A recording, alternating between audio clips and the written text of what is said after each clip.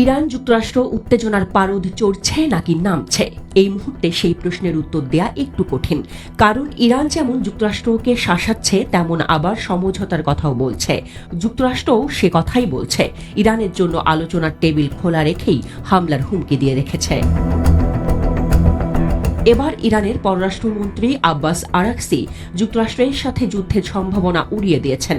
তিনি বলেছেন, ইরানের সর্বোচ্চ স্তরের সামরিক প্রস্তুতি যে কোনো বহিরাগত হুমকি প্রতিরোধ হিসেবে কাজ করবে।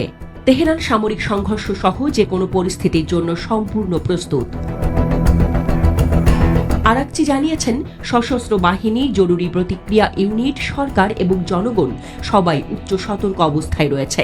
তিনি আরও বলেন, ইরানের প্রস্তুতির অবস্থা দেশের বিরুদ্ধে যে কোনো আক্রমণকে অত্যন্ত অসম্ভব করে তুলেছে। কারণ সম্ভাব্য আক্রমণকারীরা এর ভয়াবহ পরিণতি বুঝতে পারে।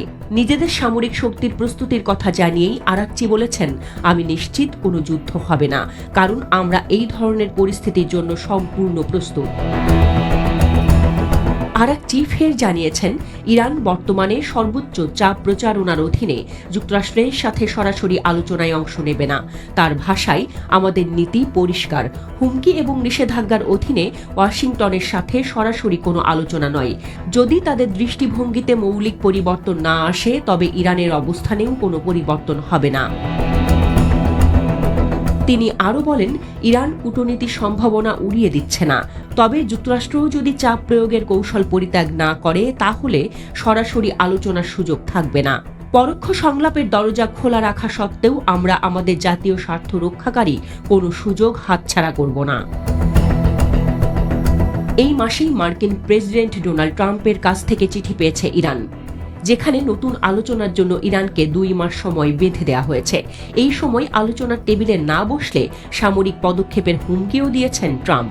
পররাষ্ট্রনীতি এবং পারমাণবিক কর্মসূচির চূড়ান্ত সিদ্ধান্ত গ্রহণকারী ইরানের সর্বোচ্চ নেতা আলী খামেনি এই প্রস্তাব প্রত্যাখ্যান করে এটিকে প্রতারণামূলক বলে অভিহিত করেছেন। তিনি সতর্ক করে বলেছেন, ট্রাম্প প্রশাসনের সাথে আলোচনা কেবল কঠোর নিষেধাজ্ঞা এবং ইরানের উপর চাপ বৃদ্ধি করবে।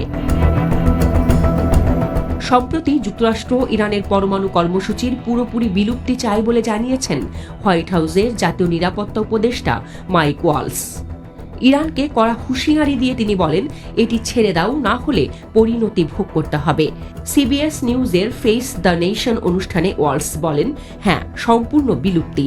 ইরানকে এমনভাবে তার কর্মসূচি ছেড়ে দিতে হবে যা পুরো বিশ্ব স্পষ্টভাবে দেখতে পায়।